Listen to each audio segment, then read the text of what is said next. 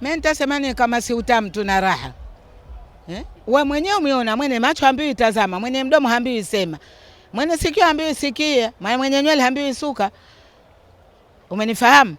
Ehe, kadiri ilivyokuwa Mungu kwa pamoja nasi.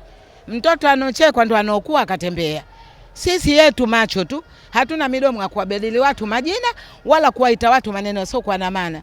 Mimi ninachojua kile mpira. Sasa iko siku chura atatoka majini atakuwa barabarani. Nitashangaa mie wewe na wewe alikuwa bondeni kwenye chura na tope nani? Kama si wewe chura ulimwona anakaa juu ya rami? Ulimwona barabarani? Sasa twende bondeni Jangwani pale katika mfereji katika sehemu moja hivi kuna nyumba fulani iko kwa juu alafu imejengwa ukuta tazama kwenye mfereji kwa ukuta vyura. Sasa nani chura? Mimi nasemaje, timu yangu nzuri na itakuwa nzuri zaidi na mwenye husda yake na afanye.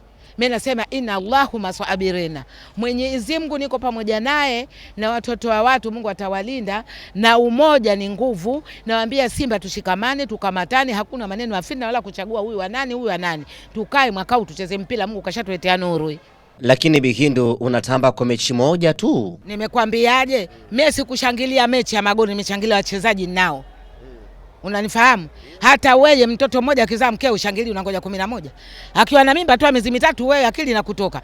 Kila mtu anambia bwana narudi mke wangu karibu nitapata mtoto. Ushangilie unashangilia. Sasa mimi utamu nishauona tena kwa nini nisimumunye?